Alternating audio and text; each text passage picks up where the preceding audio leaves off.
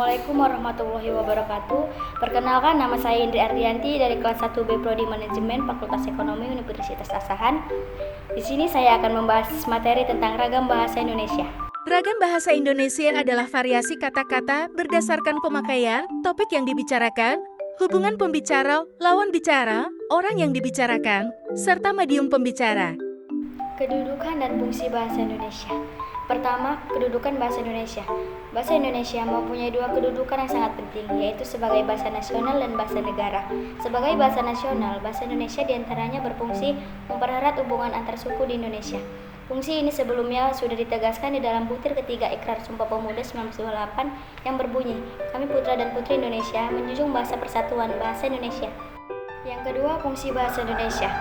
Di dalam kedudukannya sebagai bahasa nasional, bahasa Indonesia berfungsi sebagai 1. Lambang kebanggaan kebangsaan, 2. Lambang identitas nasional, 3. Alat penghubung antar warga, antar daerah, dan antar budaya, 4. Alat pengembangan kebudayaan, ilmu pengetahuan, dan teknologi. B. Ragam daerah atau dialek. Dialek berasal dari bahasa Yunani dialektos. Dialek merupakan varian dari sebuah bahasa menurut pemakai bahasa itu sendiri. Dialek biasanya digolongkan berdasarkan geografi, namun bisa berdasarkan faktor lain, misalkan faktor sosial. Ciri utama sebuah dialek adalah perbedaan dalam kesatuan serta kesatuan dalam perbedaan. Selain itu, terdapat dua ciri lain yang melekat, antara lain, yang pertama, dialek ialah seperangkat bentuk ujaran setempat yang berbeda-beda yang memiliki ciri-ciri umum dan masing-masing lebih mirip dibandingkan dengan bentuk ujaran lain dari bahasa yang sama. Yang kedua, dialek tidak harus mengambil sebuah bentuk ujaran dari sebuah bahasa. Berdasarkan pemakaian bahasa, dialek dibedakan menjadi 4 macam, yaitu yang pertama, dialek regional. Dialek regional merupakan varian bahasa yang dipakai di daerah tertentu. Misalnya bahasa Indonesia, dialek Ambon, dialek Jakarta, dan dialek Medan. Yang kedua, dialek sosial. Dialek sosial adalah dialek yang dipakai oleh kelompok sosial tertentu atau yang menandai strata sosial tertentu. Misalnya dialek remaja. Yang ketiga, dialek temporal. Dialek temporal yaitu dialek yang dipakai pada kurun waktu tertentu. Misalnya dialek Melayu zaman Sriwijaya dan dialek Melayu zaman Abdullah. Yang keempat, ideolek. Ideolek yaitu keseluruhan ciri bahasa seseorang yang khas pribadi dalam lafal, tata bahasa, atau pilihan dan kekayaan kata. C. Ragam bahasa lisan dan ragam bahasa tulisan. Pertama, ragam bahasa lisan. Ragam bahasa lisan merupakan bahasa yang digunakan oleh pemakai bahasa dalam berkomunikasi. Ragam lisan standar, misalnya orang berpidato atau memberi sambutan dalam situasi perkuliahan dan ceramah. Ragam lisan non standar, misalnya dalam percakapan antar teman di pasar atau dalam kesempatan non formal lainnya. Ciri-ciri ragam bahasa lisan. Ciri-ciri dari ragam bahasa lisan diantaranya adalah memerlukan kehadiran orang lain, unsur gramatikal tidak dinyatakan secara lengkap, terikat ruang dan waktu, dipengaruhi oleh tinggi rendahnya suara. Yang kedua, ragam bahasa tulisan. Ragam bahasa tulisan menggunakan huruf sebagai unsur dasarnya. Hal ini berkaitan dengan ejaan, tata bahasa, dan kosakata. Kelengkapan tata bahasa seperti bentuk kata ataupun susunan kalimat, ketepatan pilihan kata, kebenaran penggunaan ejaan dalam mengungkapkan ide. Ciri-ciri ragam bahasa tulisan. Yang pertama, tidak memerlukan orang kedua atau teman bicara. Yang kedua, bersifat objektif. Yang ketiga, tidak tergantung kondisi, situasi, dan ruang serta waktu. Yang keempat, mengemban konsep makna yang jelas. Yang kelima, harus memperhatikan unsur gramatikal. Yang keenam, berlangsung lambat. Ragam baku dan ragam tidak baku. Ragam baku adalah ragam yang dilembagakan dan diakui oleh sebagian besar warga masyarakat pemakaiannya sebagai bahasa resmi dan sebagai kerangka rujukan norma bahasa dalam penggunaannya. Ragam tidak baku adalah ragam yang tidak dilembagakan dan ditandai oleh ciri-ciri yang menyimpang dari norma ragam baku. Ragam baku tulis dan ragam baku lisan. Pertama, ragam baku tulis.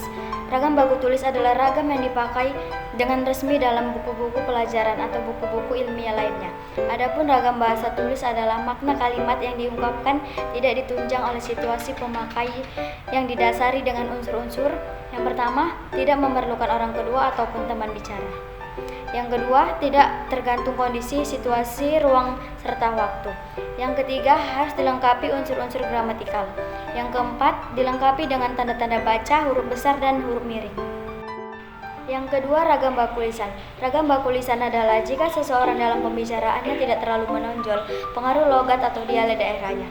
Adapun ragam baku lisan adalah makna kalimat yang diungkapkannya ditunjang oleh situasi pemakai sehingga kemungkinan besar terjadi pelepasan unsur kalimat dan memiliki unsur-unsur di dalam fungsi gramatikal seperti subjek, predikat, dan objek. Tidak selalu dinyatakan dan bentuk komunikasinya lewat pelafalan, kata-kata, dan penggunaan bahasa berupa percakapan. F. Ragam sosial dan ragam fungsional. Yang pertama, ragam sosial. Ragam sosial dapat didefinisikan sebagai ragam bahasa yang sebagian norma dan kaidahnya didasarkan atas kesepakatan bersama dalam lingkungan sosial yang lebih kecil dalam masyarakat. Yang kedua, ragam fungsional. Ragam fungsional sering juga disebut ragam profesional, merupakan ragam bahasa yang berkaitan dengan profesi, lembaga, lingkungan kerja, atau kegiatan tertentu lainnya. Sebagai contoh yaitu adanya ragam keagamaan, ragam kedokteran, ragam teknologi, dan lain-lain. Kesemuaan ragam ini memiliki fungsi pada dunia mereka sendiri. G. Bahasa Indonesia yang baik dan benar.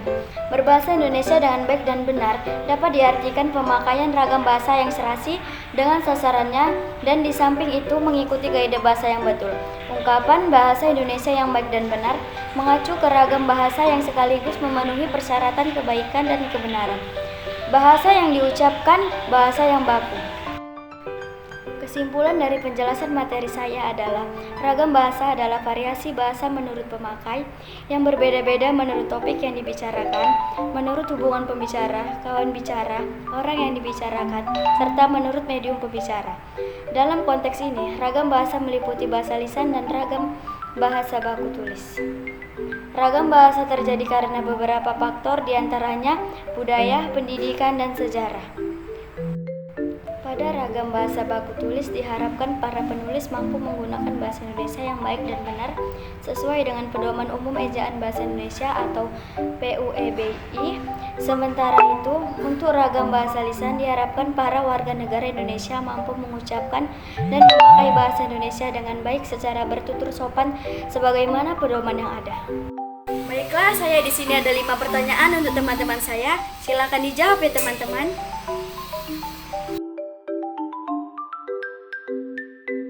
Demikian presentasi dari saya. Bila ada salah kata dan kekurangan, saya mohon maaf.